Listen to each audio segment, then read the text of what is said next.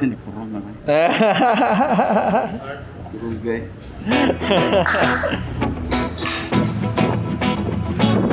Welcome to the vlog. It's been about a week since my 300-kilometer Audax. The legs are starting to come back.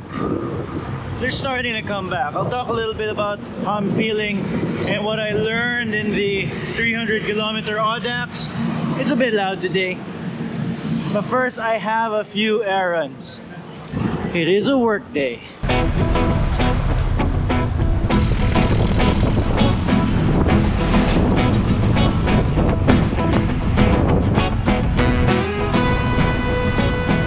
I forgot my bike lock. Moment now? Good, the bike's still there.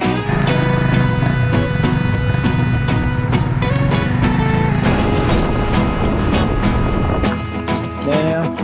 Thank you. Finally, a quiet-ish road. So, the Audax was on a Saturday. It's about 12 hours of pedaling. And then on the Sunday, it was the long drive back home, which meant, you know, I didn't really get to move my legs all that much. So on Monday, I went on a quick fixed gear ride, nothing, you know, wasn't pushing the pedals, just pedaling, just making sure the legs get some circulation. Then on Tuesday, I tried going up a hill and the legs felt tired, man. Felt pretty tired. So Wednesday, I took a day off, and today is Thursday. I wanted to do a legitimate workout, but it's a busy day, so there's gonna be a lot of bike commuting.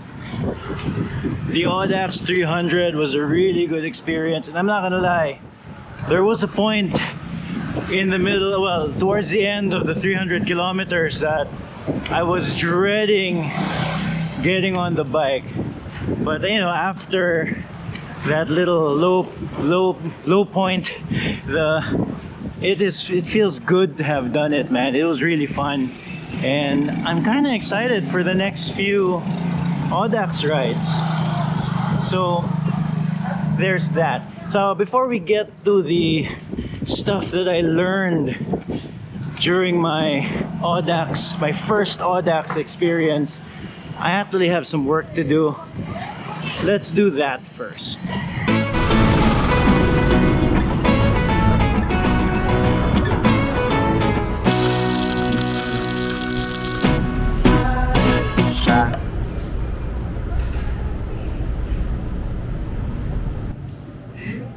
Hindi kurong naman. Oh yeah.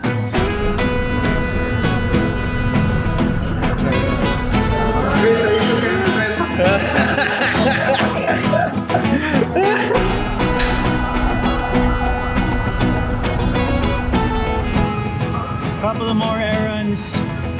Let's do this.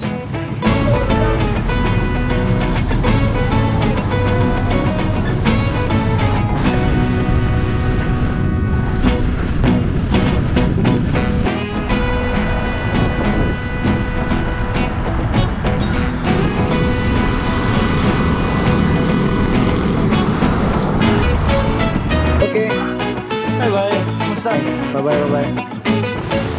A few quick errands and a few quick meetings, and we're finally on the way back home. So here is what I learned from my Audax 300 experience. First of all, if I were to do it again, I would definitely try to rope in a few friends. So the first 150 kilometers of the 300K, it was, I mean, pretty easy considering it's 150K. Easy because I was able to hang out with a few people, stay in a peloton, hide from the wind, and even spent like an hour and a half chatting with a guy I just met. And that's what's cool about the Audaxes, you get to meet all of these people. But on the way back, I was by myself for the most part, and it was hard, really hard.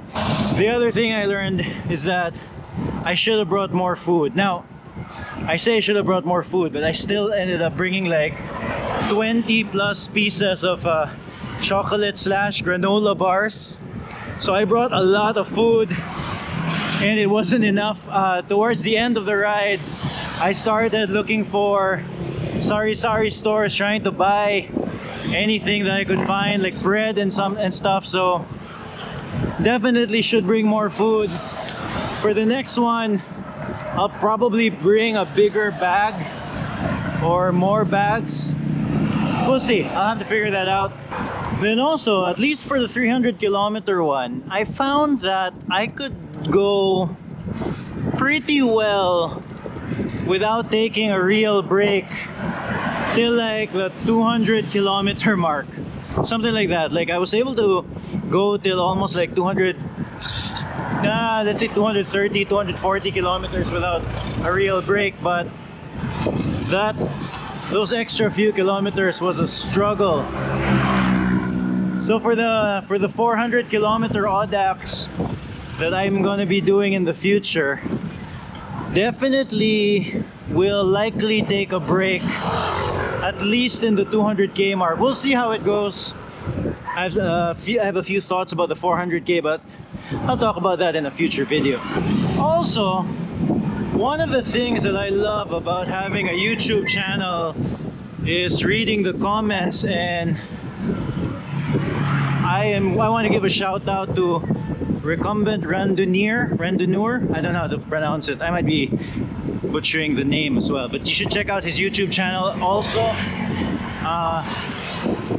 He mentioned in one of the comments that, I don't know the exact wording, but here's how I understood it, that you shouldn't be attached to how you feel at any given moment, because at one moment in an Audax you might be feeling really good, and then all of a sudden the next moment you're feeling pretty bad, and then all of a sudden you might feel pretty good again. So don't get too attached to it.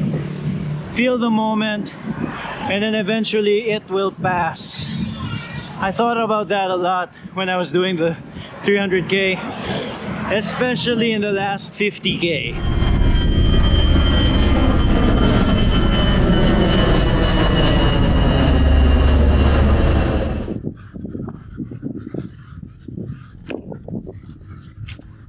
Another thing I learned is that I don't think I have the fitness to race a 300-kilometer route. Like when I was doing 300 kilometers, it was very chill. It was about as chill as I could make it, and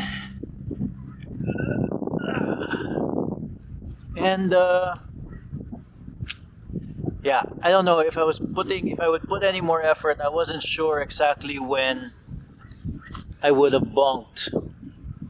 Can't figure out if I should stay near to get better audio, but anyway. And last thing I learned is that if you really want to go fast on like an Audax, not that it's a race or anything, it's a ride, but some people do like to go fast. I think you can overtake, quote unquote, overtake a lot of people on the checkpoints. Like a lot of people take their time in the checkpoints, and if you just want to do well in terms of time compared to everybody else because you're competitive, you have something wrong in your mind and you just want to compete over everything, even if it's not a race, then spending less time in the checkpoints is gonna make you do well. Okay. Hey, this mask was hanging on my ear the whole time. Alright, time to go through the crazy that is Cebu traffic. Let's go home.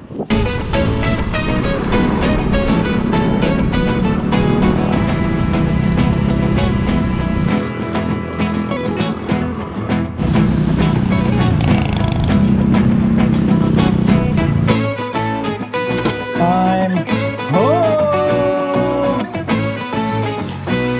I'm watching Villagers Night Part 2 before they got attacked. Hey, where's my kiss? See that? You guys are not enthusiastic at all.